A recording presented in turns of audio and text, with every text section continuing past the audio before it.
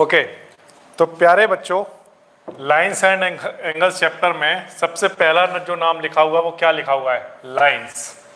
तो class 8th level तक आप कुछ लाइंस और इनसे रिलेटेड कुछ टर्मिनोलॉजी है जो आप पहले से सीख के आए हो। वो कौन सी टर्मिनोलॉजी है पहले एक बार उसको रिकॉल करते हैं, फिर इसके बाद इस चैप्टर में जो है वो आगे स्टार्ट करेंगे, ठीक है ना। तो पहले तो आप क्या क्या पढ़ के आए हो? सबसे पहली चीज जो आप पढ़ के आए हो, जो बेसिक वाली इस चैप्टर के लिए या ज्योमेट्री में जो सबसे पहली चीज जो आप पढ़ के आए हो वो है पॉइंट। क्या पढ़ के आए हो? सबसे पहली चीज आप पढ़ के आए हो पॉइंट, ठीक है।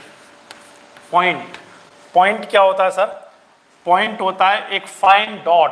ये मेरे हाथ में चौक है, इस चौक से एक फाइन डॉट मैंने यहां पर लगाया, तो ये जो फाइन डॉट बना है, इस डॉट को हम क्या कहेंगे कि हमने इस बोर्ड पर क्या बना दिया? एक पॉइंट। इस बोर्ड पर हमने क्या बना दिया? पॉइंट बना दिया। ठीक है, ये एक पॉइंट बना दिया। ओके, पॉइंट बनाने के बाद फिर आपने जो बनाना सीखा था वो आपको याद होगा। आपने बनाना सीखा था एक लाइन सेगमेंट। क्या बनाना सीखा था? एक लाइन सेगमेंट। याद है लाइन सेगमेंट क्या होता था? लाइन सेगमेंट दो पॉइंट के बीच में कहीं पर भी कोई एक लाइन खींचते हैं। कोई भी लाइन जिसके दो एंड पॉइंट होते हैं, उसको हम क्या कहते हैं? Line segment. ठीक है, फिर इस लाइन सेगमेंट के बाद प्यारे बच्चों आपने रे भी पढ़ी थी एक, याद है? रे पढ़ा था। रे क्या होता था सर? रे होता था जिसका एक एंड पॉइंट होता है ना, और एक तरफ वो कितनी भी एक्सटेंड की जा सकती है, जिसका एक इनिशियल पॉइंट होता है, ओनली वन इनिशियल पॉइंट, है ना। यहाँ पर दो एंड पॉइंट होते हैं, यहाँ पर एक पॉइंट होता है जिससे ये रे निकल रही है, और फिर ये इनफाइनाइटली कितनी भी आगे तक बनाई जा सकती है, ठीक है ना। तो ये एक रे है, इसका नाम कुछ रख देते हैं, चलो OA। ठीक है, ये टर्म भी आप पढ़ के आए हो क्लास 8th लेवल पर। ये छोटी छोटी सी चीजें पढ़ के आए हो। क्या क्या पढ़ के आए हो? जो पॉइंट होता है वो क्या होता है? A fine dot on a paper is known as point. ठीक है, लाइन सेगमेंट क्या होता है? दो पॉइंट के बीच में जब हम लाइन खींचते हैं, या ऐसी लाइन जिसके दो एंड पॉइंट होते हैं, उसे क्या कहते हैं? Line segment. ठीक है, रे क्या होती है? एक एंड पॉइंट जिसका हो, या मैं कहूँ एक इनिशियल पॉइंट जिसका हो, और उसके बाद वो इनफाइनाइटली एक्सटेंड की जा सकती है एक साइड में, है ना, तो उसको हम क्या कहते हैं? रे कहा करते हैं। ये सारी चीजें प्यारे बच्चों ऐसी हैं जो आप कहाँ पर पढ़ के आए हो? ये सारी चीजें प्यारे बच्चों आप पढ़ के आए हो 8th लेवल पर। ठीक है, याद है ना ये सारी चीजें? ठीक है, अब फिर इसके बाद इनको कुछ आपने डिनोट भी किया था, याद है? कुछ डिनोट कैसे करते थे? हाँ, इनको डिनोट करते थे। अच्छा, लाइन भी लिख देता हूं। जब मैंने लाइन सेगमेंट लिखा है, रे लिखा है, लाइन भी लिख देता हूं। लाइन क्या होती है? जिसका कोई एंड पॉइंट नहीं, है ना। लाइन क्या होती है? जो दोनों साइड एक्सटेंड की जा सकती है ना। दोनों साइड से क्या कर सकते हैं? इसे एक्सटेंड कर सकते हैं। इधर भी एक्सटेंड कर सकते हैं, इधर भी एक्सटेंड कर सकते हैं। तो ये क्या हो गई? लाइन। इस लाइन पर अगर ये दो पॉइंट बना दिए हमने, है ना, तो ये इस लाइन पर क्या बन गया? एक लाइन सेगमेंट, है ना। तो इनको रिप्रेजेंट करने के हमने अलग अलग तरीके बनाए थे क्लास 8th में। क्या सर? लाइन सेगमेंट अगर कभी भी रिप्रेजेंट करनी हो तो हमने ये तरीका बनाया था कि इसको AB से डिनोट करेंगे। किससे डिनोट करेंगे? AB से, और इसके ऊपर इस तरह का सिंबल लगाएंगे, ऐसा, है ना, ऐसा। इसको दोनों साइड हम डिनोट दोनों साइड एक्सटेंड कर सकते हैं, इधर भी और इधर भी, है ना। अच्छा, और OA के लिए हमने एक सिंबल बनाया था। रे के लिए, रे को रिप्रेजेंट करने के लिए हम एक एरो बनाते थे, ऐसा इनके ऊपर। लाइन को रिप्रेजेंट करना होता था, कभी सपोज करो कोई लाइन रिप्रेजेंट करनी है, तो उसको ऊपर ऐसा सिंबल बना देते थे। अब लेकिन प्यारे बच्चों यहाँ पर हम क्या करेंगे? जब हम क्लास 9th में आ गए तो लाइन सेगमेंट, रे और लाइन, इन तीनों के ये अलग अलग सिंबल नहीं बनाया करेंगे।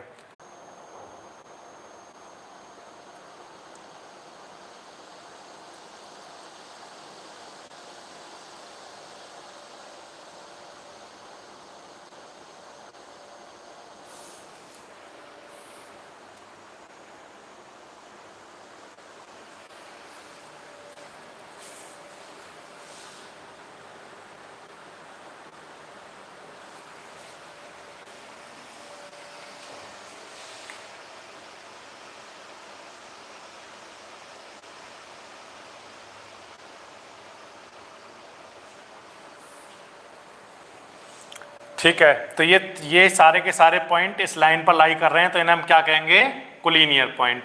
ओके, अब सपोज करो यहां पर इस लाइन के ऊपर ना बनाकर मैंने यहां पर कोई एक पॉइंट बनाया, ये पॉइंट P, ठीक है, एक कोई पॉइंट यहां बना दिया पॉइंट Q। तो ये जो पॉइंट P है और ये जो पॉइंट Q है, ये इस लाइन पर लाई नहीं कर रहे हैं, ठीक है ना, ये इस लाइन पर लाई नहीं कर रहे हैं।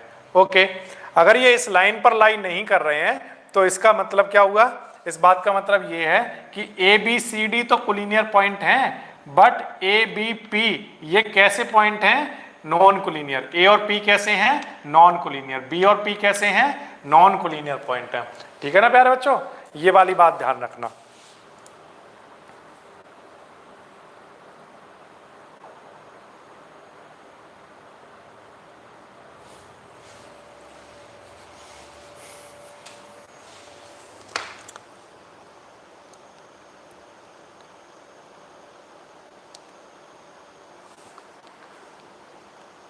हेलो हेलो, वीडियो क्लियर नहीं आ रहा है क्या?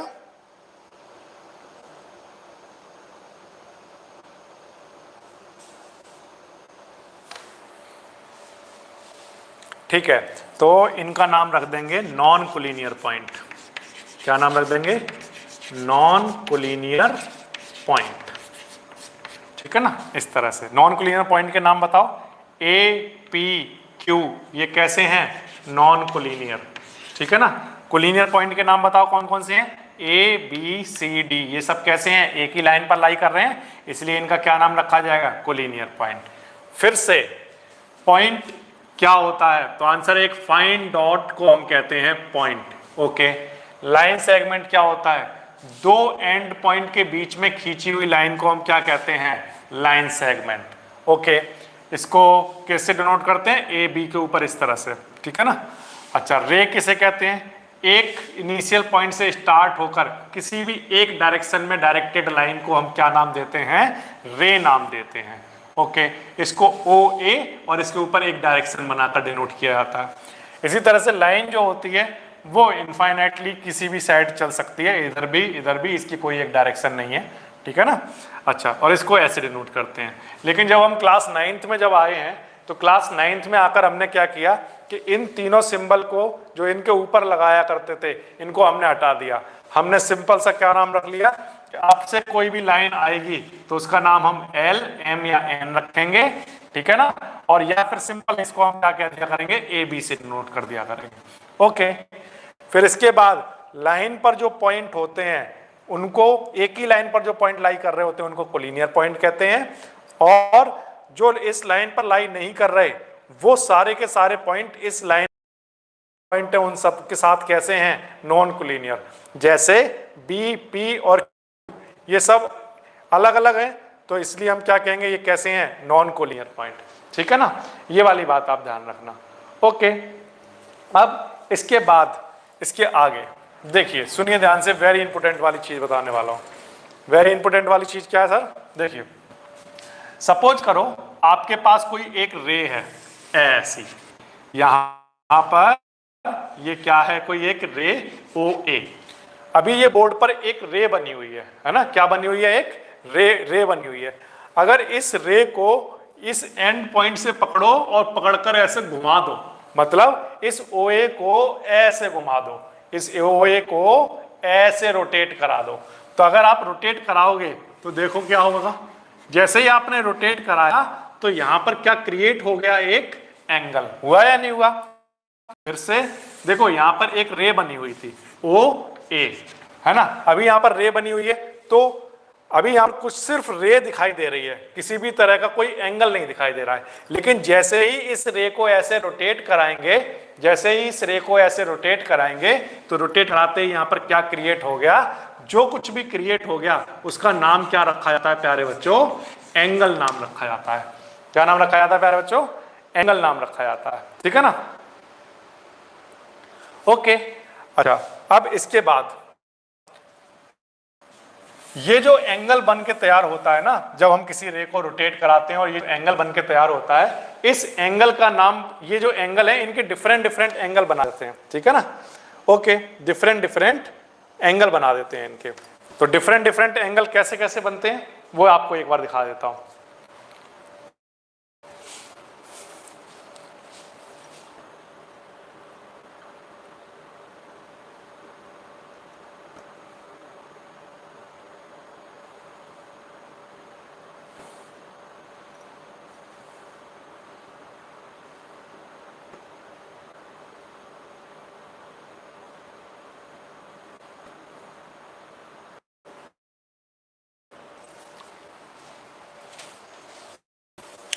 अब क्लियर आ रहा है क्या?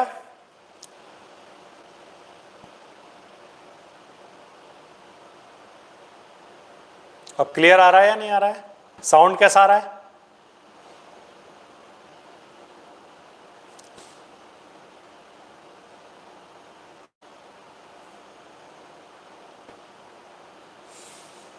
ठीक है, तो देखो प्यारे बच्चों, जब मैंने इस रे को रोटेट कराया तो यहां पर क्या क्रिएट हुआ, एक एंगल। अब ये जो बन के तैयार हुआ है, जो एंगल बन के तैयार हुआ है, इस एंगल के भी डिफरेंट डिफरेंट नाम पढ़े थे आपने, है ना, याद है? डिफरेंट डिफरेंट नाम पढ़े थे, वो क्या थे वो भी बता देता हूं। सबसे पहला जो आपने पढ़ा था वो ये कि अगर किसी रे को तो इतना रोटेट कराया जाए, यहां तक नहीं, सिर्फ इतना रोटेट कराया जाए, तो यहां पर जो एंगल बन के तैयार होता है उसका नाम क्या होता है? Acute angle. क्या नाम होता है? एक्यूट एंगल, ठीक है ना। और ये जो एक्यूट एंगल होते हैं, एक्यूट एंगल की डेफिनेशन वगैरह सब पढ़ी थी आपने, याद है या भूल गए? एक्यूट एंगल की डेफिनेशन क्या हुआ करती थी बताओ? बिल्कुल सिंपल सिंपल सी डेफिनेशन बनाई थी वहां पे, सारी डेफिनेशन याद होनी चाहिए आपको, है ना।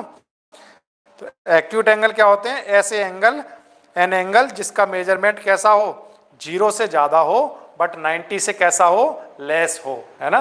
An angle which is greater than 0 but less than 90 is known as acute angle, ठीक है ना।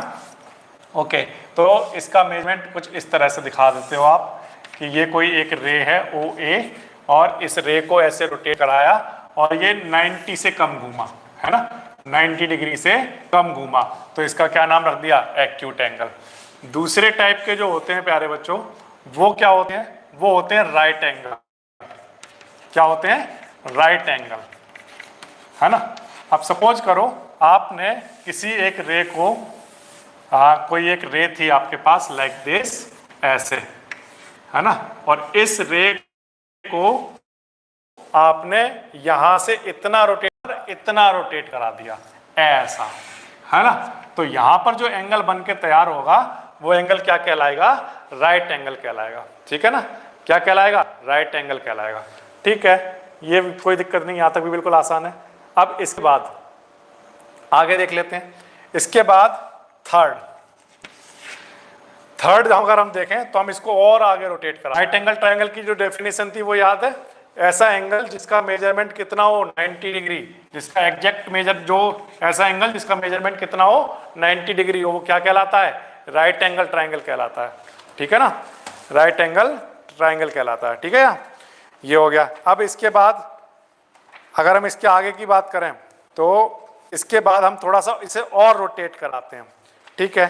और रोटेट करा लीजिए, और रोटेट कराने पर जो एंगल मिलेगा उसका नाम क्या होगा? Obtuse angle. क्या नाम होगा प्यारे बच्चों? ऑब्ट्यूज एंगल नाम होगा उसका, ठीक है ना।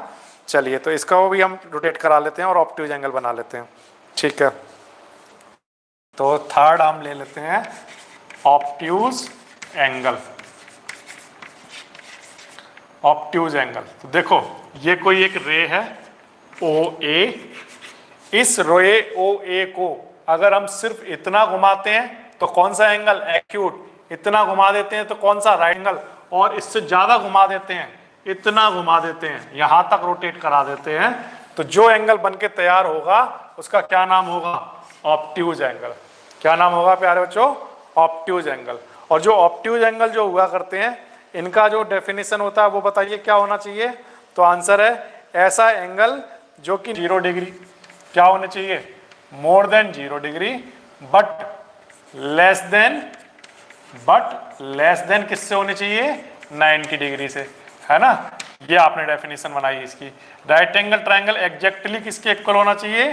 90 डिग्री के।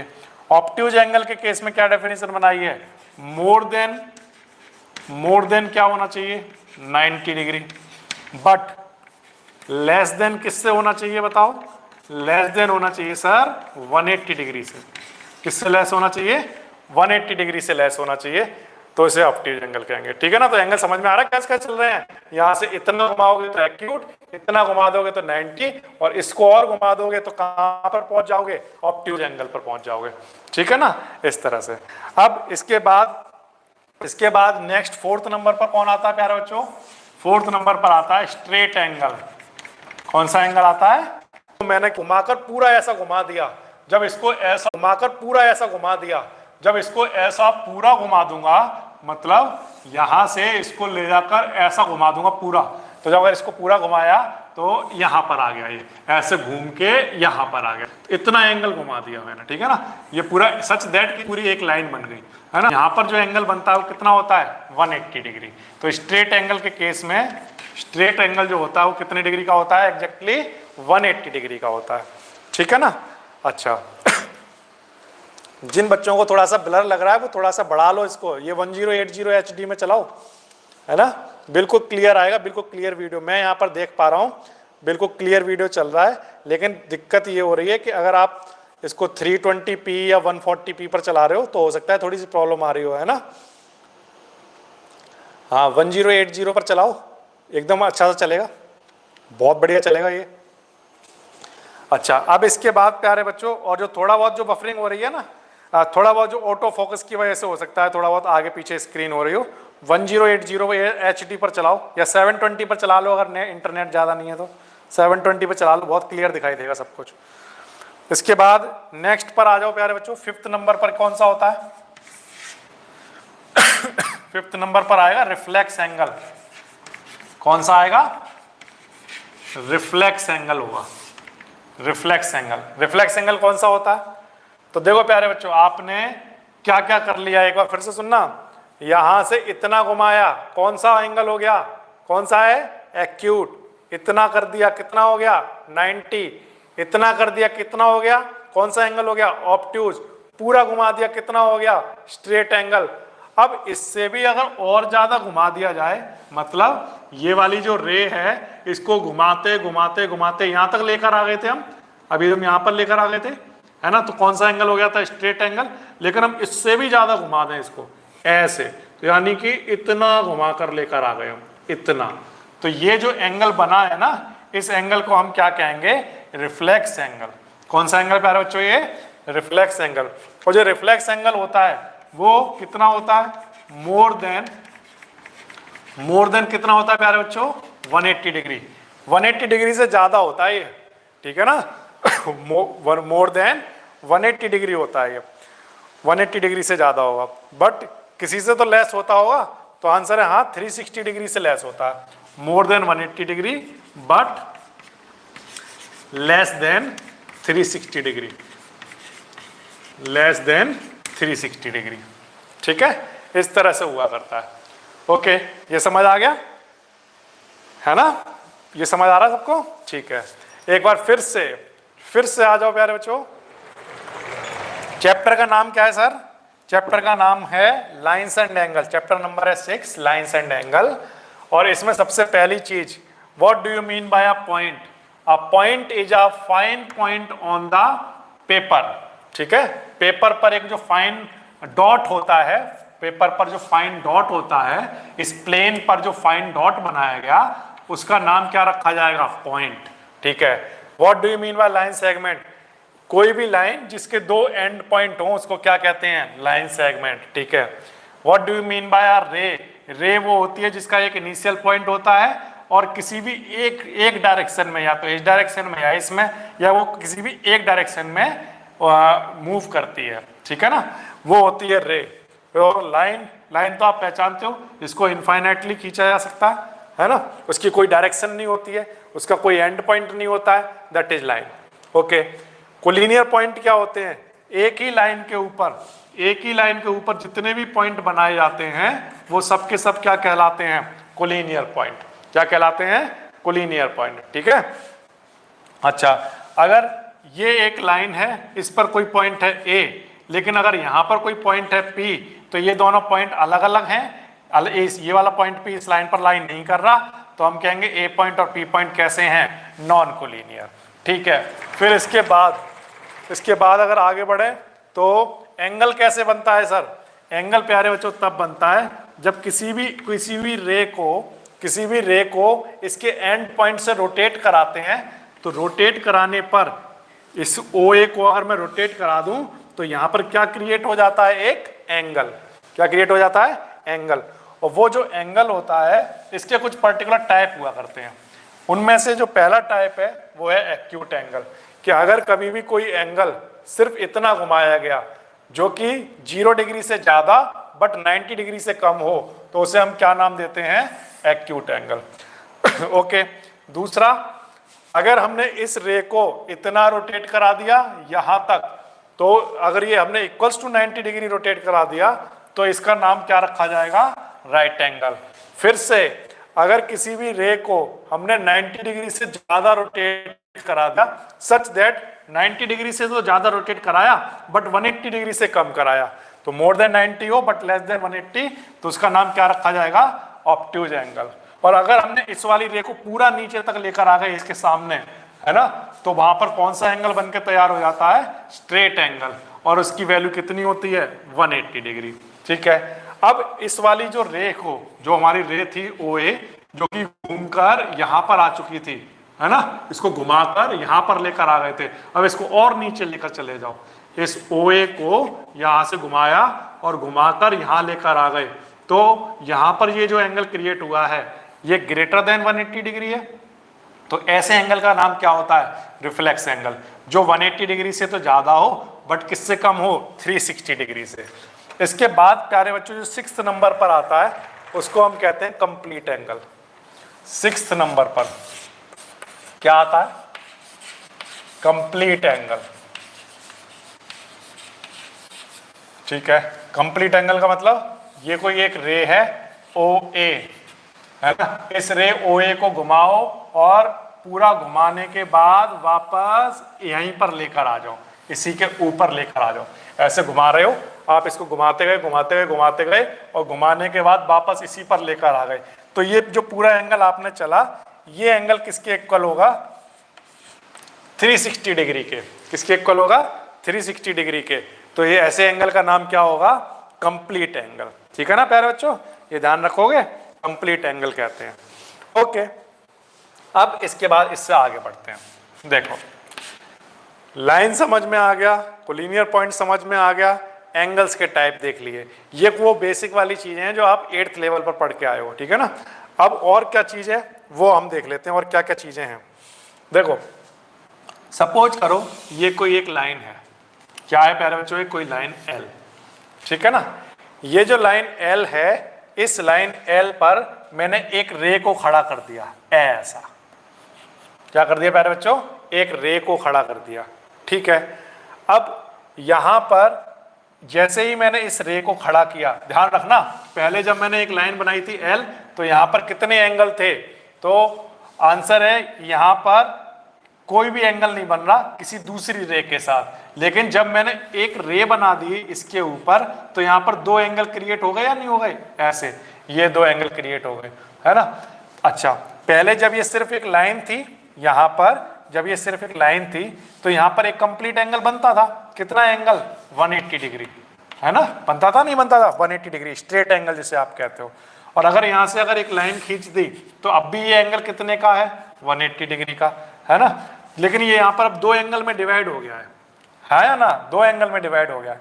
तो अगर इस एंगल का कुछ नाम रख दें हम, सपोज करो इनका रे का पहले कुछ नाम रख देते हैं, जैसे ये L है, यहाँ पर M नाम रख देते हैं, और यहाँ पर N, यहाँ पर O। तो अब यहाँ पर 2 एंगल बन चुके हैं। एक तो एंगल ये बन गया MOL बना है, या एंगल 1 और एंगल 2 नाम दे देते हैं समझने के लिए सिर्फ। एंगल 1 और 2 का सम कितना है, 180 डिग्री। कितना है, 180 डिग्री है या नहीं है। तो अगर 180 डिग्री अगर एंगल है, इन दोनों का सम 180 डिग्री है, तो एंगल 1 और 2 जो है ना, एंगल 1 एंड 2, ये एंगल कहलाएंगे सप्लीमेंट्री एंगल। कैसे angle, supplementary angle, supplementary angle, ठीक है ना, ये वाली बात याद रखना, सप्लीमेंट्री एंगल कहलाएंगे। और इसके अलावा और जो बात याद रखना वो ये कि सपोज करो ये कोई एक रे है OA और इस रे को आपने रोटेट कराया और यहाँ पर एक एंगल बना दिया, कितने का, 90 डिग्री का। कितने का एंगल बनाया प्यारे बच्चों, 90 डिग्री का। अब सपोज करो आपने यहाँ से एक रे खींच दी ऐसी, है ना, ऐसी कोई एक रे बना दी। अब यहाँ पर दो एंगल क्रिएट हो गए, एक ये एंगल है ना और एक ये एंगल, एंगल 1 और 2। लेकिन अभी भी ये एंगल कंप्लीट एंगल तो 90 डिग्री रहा, तो इसका मतलब आप ये कह रहे हो कि एंगल 1 और एंगल 2 का सम कितना है, 90 डिग्री। तो ऐसे केस में जब सम 90 डिग्री आता है तो एंगल 1 और 2 को हम क्या कहेंगे, कॉम्प्लीमेंट्री एंगल। क्या कहेंगे, कॉम्प्लीमेंट्री एंगल। कॉम्प्लीमेंट्री एंगल नाम रखेंगे इसका, ठीक है ना, ये ध्यान रखो, क्या नाम रखेंगे, कॉम्प्लीमेंट्री एंगल।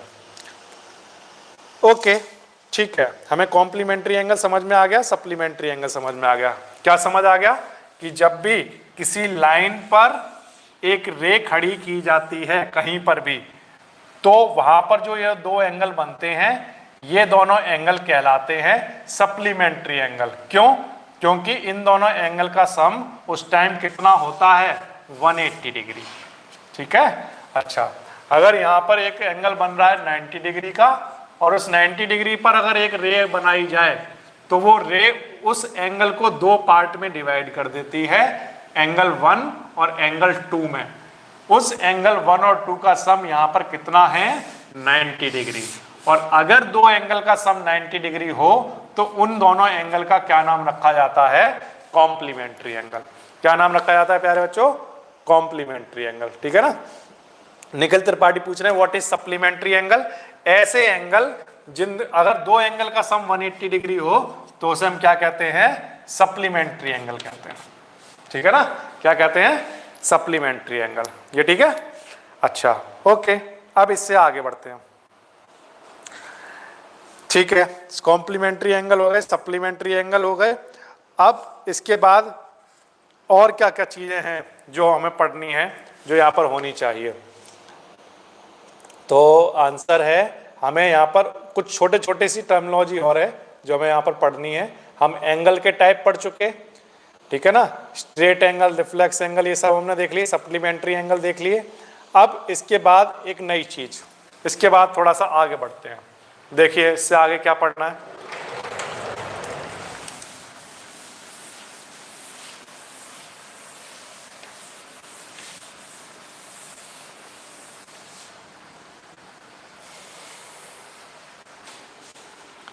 आपने कहा कि अगर कोई एक लाइन हो, कोई एक लाइन हो तो यहाँ पर जो एंगल बन रहा होता है वो एंगल कितना बनता है, 180 डिग्री का। आपने क्या बोला, कितने का बनता है, 180 डिग्री का। ठीक है, और अगर यहाँ पर कोई एक रे खींच दी जाए, ऐसी ऐसी एक रे बना दी जाए, तो वो इस एंगल को दो पार्ट में डिवाइड कर देती है।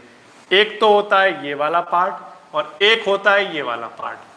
यहाँ पर इनका कुछ नाम रख देता हूँ, जैसे एंगल 1 और एंगल 2, है ना। अब प्यारे बच्चों, अगर एंगल 1 और एंगल 2 का सम पूछा जाए आपसे तो कितना होगा, तो आप आंसर दोगे एंगल 1 और 2 का सम होगा सर 180 डिग्री। होगा या नहीं होगा। और ऐसे एंगल को आप सप्लीमेंट्री एंगल कहते हो।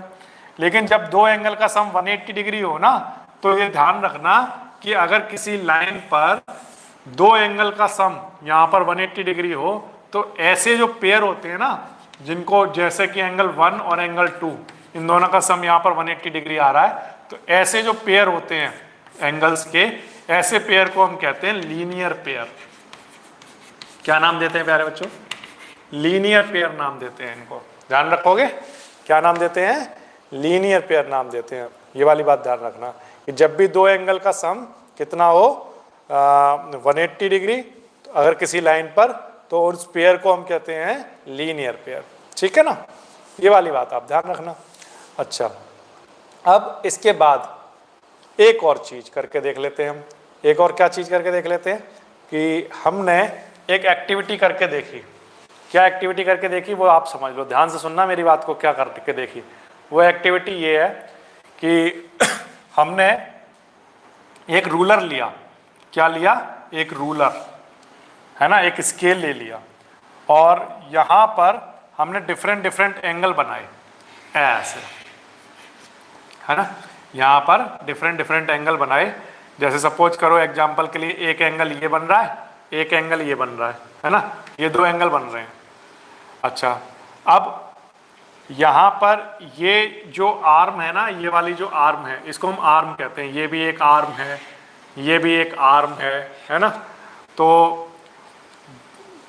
एक बात ध्यान रखना प्यारे बच्चों कि जब भी आप एंगल बनाते हो ना, तो किसी भी एंगल के केस में, जब भी कहीं पर भी आप एंगल बना रहे हो, जैसे आपने ये एंगल बनाया, तो इस एंगल में ये वाला जो पॉइंट होता है इसको तो हम कहते हैं वर्टेक्स, जो कॉमन पॉइंट होता है ना इसको हम क्या नाम रखते हैं, वर्टेक्स नाम रखते हैं।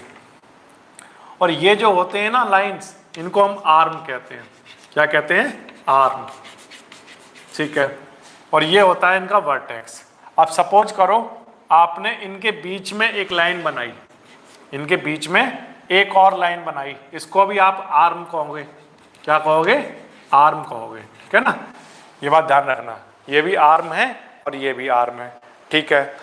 अच्छा, अब यहां पर एक एंगल क्रिएट हुआ, यहां पर एक एंगल क्रिएट हुआ, है ना, बना या नहीं बना, यहां पर भी एक एंगल बन गया, यहां पर भी एक एंगल बन गया। अब इन दोनों एंगल को देखो, अगर मैं इन दोनों एंगल का सम करके देखूं तो वो मुझे पता है कि 180 डिग्री नहीं आएगा, कितना नहीं आएगा, 180 डिग्री नहीं आएगा। तो मैंने क्या किया, इस आर्म को थोड़ा सा और बढ़ा लिया, ठीक है। तो मैंने अपना जो फर्स्ट फिगर था इसको थोड़ा सा चेंज किया और ये वाली जो दूसरी वाली आर्म थी ना, इसको यहाँ पर लेकर आ गया और ये वाला एंगल ऐसे ही रखा, ठीक है। अब मैंने मेजर करके देखा, अपने रूलर को यहाँ पर रखकर देखा, जैसे सपोज करो ये रूलर है, इस रूलर को यहाँ पर रखकर देखा, है ना, तो मेरा जो एंगल था अभी भी 180 डिग्री का नहीं बन रहा था, इन दोनों एंगल का सम अभी भी क्या नहीं बन रहा था, 180 डिग्री नहीं बन रहा था। ये मेरी सेकंड सिचुएशन थी, ठीक है। फिर मैंने थर्ड सिचुएशन ली। थर्ड सिचुएशन में मैंने प्यारे बच्चों क्या किया, यहाँ पर ऐसे ये एक आर्म ये है, एक आर्म ये है, और जो ये थर्ड वाली आर्म थी, इस थर्ड वाली आर्म को मैं यहाँ लेकर आ गया। अब मैंने रूलर को रखकर देखा, है ना, और यहाँ पर जो डी होता है ना, आपके पास डी होता है, वहां से मेजर करके देखा तो इस एंगल और इस एंगल का सम अब कितना आ रहा है, 180 डिग्री आ रहा है, ठीक है। अब तीसरा, ये तो तीसरा सिनारियो हो गया।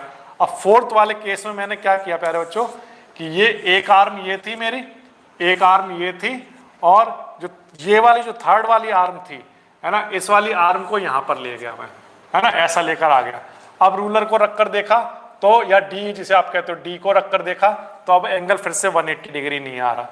तो फर्स्ट केस, सेकंड केस और थर्ड केस और फोर्थ केस, इन तीनों केस में से सिर्फ एक केस ऐसा है जिसमें एंगल कैसा आ रहा है, इन दोनों एंगल का सम कैसा आ रहा है, 180 डिग्री आ रहा है। कैसा आ रहा है, 180 डिग्री आ रहा है। तो फिर हमने ये डिसाइड किया प्यारे बच्चों कि अगर कभी भी ये वाली जो दो आर्म होती हैं हमारी, ये वाली तो कॉमन आर्म के, इसको क्या नाम देते हैं, कॉमन आर्म, और ये क्या कहते हैं, नॉन कॉमन आर्म। तो जब भी हमारी नॉन कॉमन आर्म एक दूसरे के अपोजिट हो जाती हैं या हमारे स्केल के पैरेलल आ जाती हैं, ये वाली लाइन और ये वाली लाइन कैसी आ जाती हैं, पैरेलल आ जाती हैं, तो वहां पर एंगल कितना देखने को मिलता है, 180 डिग्री। और वो तब उस केस में क्या बना रही होती हैं, दोनों नॉन कॉमन आर्म क्या बना रही होती हैं, एक लाइन बना रही होती हैं। क्या बना रही होती है प्यारे बच्चों, एक लाइन बना रही होती हैं, ठीक है ना, ये बात ध्यान रखना। तो ये दो एग्जाम्स हैं जो आपको याद रखनी है। क्या याद रखनी है, दो एग्जाम्स हैं जो आपको याद रखनी है। क्या, एक बार फिर से बता देता हूं। पहला तो ये कि अगर ये एक लाइन है, ध्यान से सुनना, अगर ये एक लाइन है और इनमें ये एक कॉमन रे है और ये वाली है, इनको हम क्या कहेंगे, नॉन कॉमन रे। ओ ए को और ओ बी को हम क्या कहेंगे, नॉन कॉमन रे, और ओ सी को हम क्या कहेंगे, कॉमन रे। ये देखो इसके साथ भी कॉमन है और ये वाली रे इस वाले ओ बी के साथ भी कॉमन है, तो ये तो कॉमन रे हो गई, ठीक है ना। ओके, हटाओ। अब ये एक जो लाइन है ओ ए बी, इसमें इस एंगल और इस एंगल का सम 180 डिग्री होता है। अगर ये लाइन है, अगर हमें ये गिवन है कि ये क्या है, लाइन, तो इस एंगल और इस एंगल का सम कितना होगा 180 डिग्री, और एंगल 1 और 2 का सम अगर 180 डिग्री है तो हम इसको क्या कहेंगे लीनियर पेयर। नंबर 1 बात। नंबर 2 बात ये प्यारे बच्चों कि अगर कभी भी जो नॉन कॉमन आर्म है और जो कॉमन आर्म है अगर इनके एंगल का सम 180 डिग्री आ जाए तो हम ये कहेंगे कि ये यहां पर जो बनी हुई है ये क्या है एक लाइन। क्या है एक लाइन। दो चीजें हैं ध्यान से सुनना।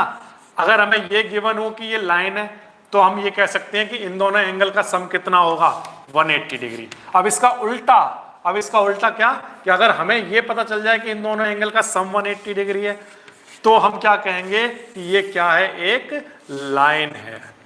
ये बात ध्यान रखना। दो चीजें चल रही हैं प्यारे बच्चों, दो चीजें चल रही हैं, इसको ध्यान रखना, बिल्कुल अलग अलग ध्यान रखना। क्या कि अगर हमें ये गिवन हो कि ये एक लाइन है, ये गिवन है, तो हम कहेंगे कि इस एंगल का सम, इस एंगल और इस एंगल का सम कितना होगा 180 डिग्री। और इसका उल्टा क्या कि अगर हमें ये पता चल जाए कि इस एंगल और इस एंगल का सम 180 डिग्री है या हमें ये गिवन हो तो हम क्या कहेंगे कि ये क्या है एक लाइन। और इस तरह की प्यारे बच्चों जो चीजें होती हैं इनको हम कन्वर्स कहते हैं। क्या कहते हैं प्यारे बच्चों कन्वर्स। क्या नाम होता है इनका कन्वर्स होता है, ठीक है ना। ये वाली बात ध्यान रखना, इसको हम कन्वर्स कहते हैं। अब मैथ में ये कन्वर्स वर्ड बहुत यूज हुआ करेगा कि अगर ये गिवन है तो ये होगा, तो अगर ये है तो ये होगा, मतलब इसको उल्टा कहते हैं, वाइस वर्सा जिसे आप कहते हो, है ना। तो कन्वर्स चला करेंगे। तो बार बार अगर मैं कहीं पर भी कन्वर्स यूज करूं वर्ड पूरे मैथ में तो आप समझ जाना कि अगर ये गिवन है तो ये रिजल्ट होता है, और अगर ये रिजल्ट है, अगर ये गिवन है तो ये रिजल्ट होगा। इसको हम एक दूसरे का कन्वर्स कहा करते हैं, ठीक है ना। ठीक है, अब इसके आगे बढ़ते हैं। ये हो गया प्यारे बच्चों आपका एक रिजल्ट। अब इसके बाद एक छोटी सी थ्योरम, एक छोटी सी थ्योरम कौन सी है, छोटी सी थ्योरम ले लेते हैं। छोटी सी थ्योरम कौन सी है वो देख लेते हैं। थ्योरम नंबर 6.1 ले लेते हैं, ठीक है ना। थ्योरम नंबर 6.1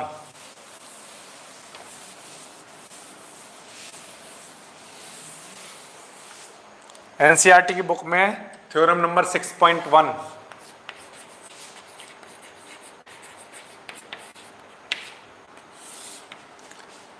एनसीईआरटी बुक में थ्योरम नंबर 6.1 है। If two line intersect each other then the vertically opposite angles are equal. If two lines are intersect each other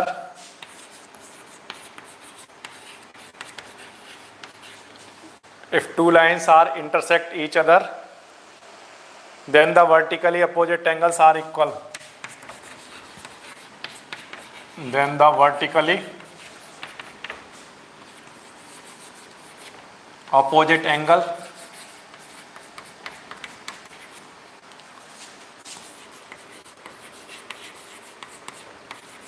are equal. ठीक है, ये आपको निकाल कर देना है। तो देखो कैसे करोगे, बिल्कुल आसान है इसको करना। निखिल त्रिपाठी पूछ रहे हैं व्हाट इज कन्वर्स। कन्वर्स एक बार देखो फिर से बता देता हूँ कन्वर्स क्या होता है। कन्वर्स क्या होता है एक बार देखो फिर से बता देता हूँ, कोई बात नहीं। अगर जैसे कन्वर्स का मीनिंग प्यारे बच्चों ये होता है कि अगर एक रिजल्ट, जैसे सपोज करो एग्जाम्पल के लिए आपने ऐसा माना कि यहां पर एक नदी है, एक रिवर है ना। यहां पर क्या है, एक रिवर है, और रिवर में हमने कहा कि सपोज करो एग्जाम्पल के लिए कुछ ले लेते हैं। जैसे हमने कहा रिवर में हमें मिलता है क्रोकोडाइल। हमने क्या कहा, रिवर में हमें क्या मिल रहा है, क्रोकोडाइल। एग्जाम्पल के लिए कि ये रिवर है तो इसमें क्रोकोडाइल होगा।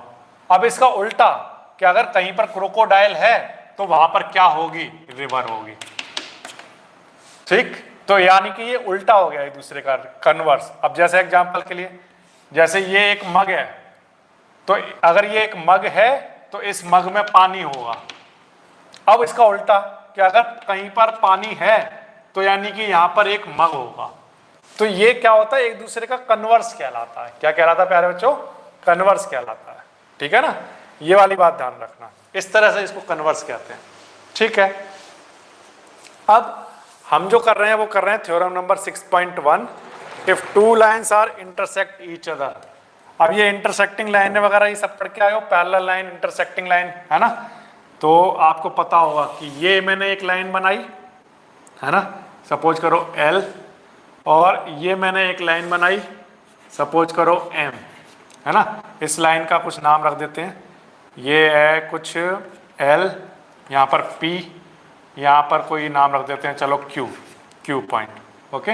ये M, ये L, ओके। ये इस तरह से आपके पास ये दो लाइनें एक दूसरे को इंटरसेक्ट कर रही हैं किसी पॉइंट O पर। ये दोनों लाइनें कैसी लाइनें हैं? इंटरसेक्टिंग लाइन्स हैं। ठीक है ना, ओके। अब ये जो इंटरसेक्टिंग वाली जो लाइन है, ये जो लाइन है, हमें ये प्रूफ करना है कि इनके जो ये वर्टिकली अपोजिट एंगल है, वर्टिकली मतलब आमने सामने वाले, तो ये जो वर्टिकली अपोजिट एंगल हैं, हमें ये प्रूफ करना है कि ये इन दोनों का सम, ये दोनों सम नहीं, ये दोनों आपस में कैसे होते हैं? इक्वल होते हैं। हमें ये प्रूफ करना है कि ये वाले एंगल और ये वाला एंगल आपस में कैसा होता है? इक्वल होता है। ठीक है ना, तो कर देंगे बड़े आसानी से प्रूफ। देखो कैसे करेंगे प्रूफ इस बिल्कुल आसान होता है इसका प्रूफ। देखो कैसे करोगे, यहां पर इस एंगल का नाम दे दो 1, इस एंगल का नाम दे दो 2, इस एंगल का नाम दे दो 3, ठीक है ना, और इस एंगल का नाम दे दो 4। ऐसे नाम दे दिया हमने, ठीक है, कोई प्रॉब्लम नहीं। अब प्यारे बच्चों, यहां पर P ये जो है ना, ये क्या है? एक लाइन। ये जो L है ना, L, ये क्या है? एक लाइन है ना। इस लाइन पर यहां पर कोई आपने पॉइंट कंसीडर कर लिया, एग्जाम्पल के लिए कोई भी नाम रख दो, सपोज करो R नाम रख दिया, और ये इस लाइन, ये भी क्या है? एक लाइन है, और इस पर आपने कोई एक पॉइंट कंसीडर कर लिया, सपोज करो T, ठीक है। तो L क्या है? एक लाइन है। अगर L एक लाइन है तो बताइए, और ये OT ये क्या है? एक रे है इसके ऊपर। तो अगर कोई एक लाइन हो, अगर हमें पहले से गिवन हो कि ये एक लाइन है, और अगर यहाँ पर एक रो खड़ी की जाए OT, तो बताओ इस एंगल और इस एंगल का सम कितना होगा? तो आंसर है कि अगर ये एक लाइन है और ये एक रे है ना, तो इस एंगल का सम कितना होगा? 180 डिग्री।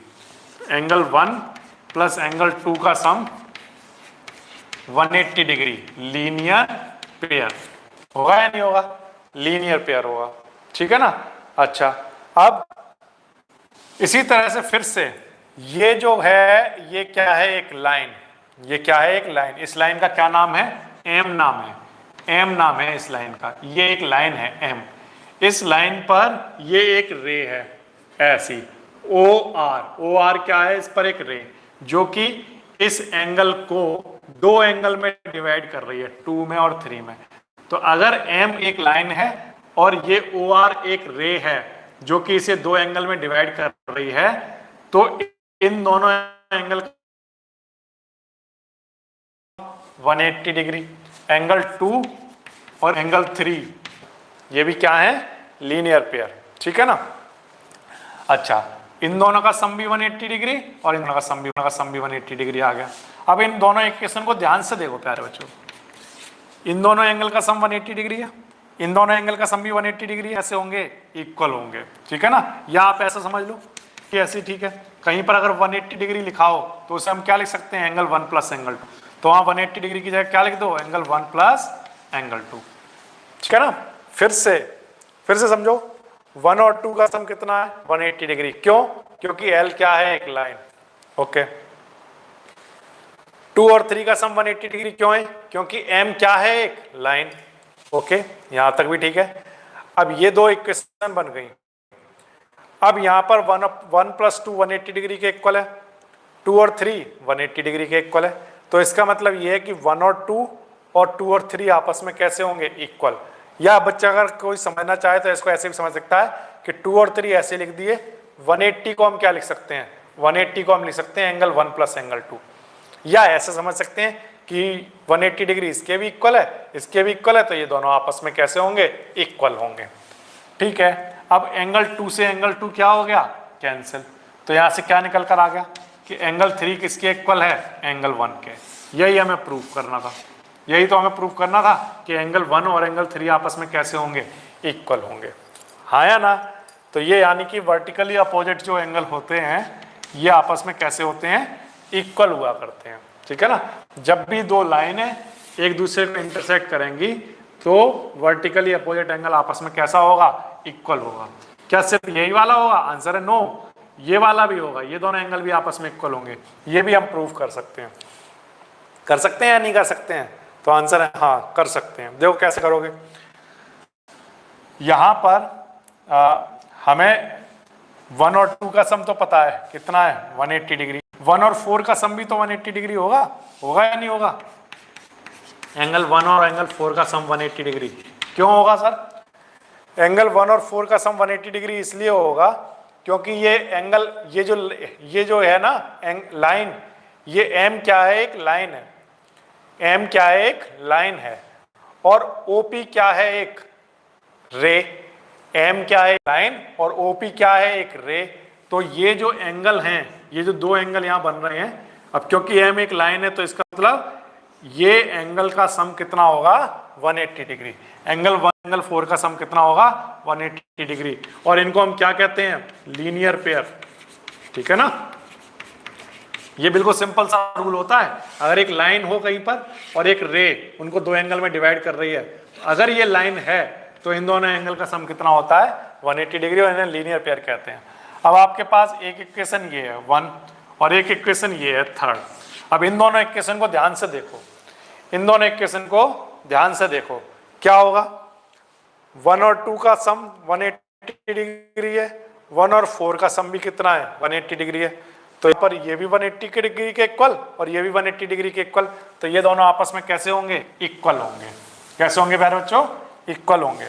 तो यहाँ पर लिख लो एंगल 1 प्लस एंगल 2।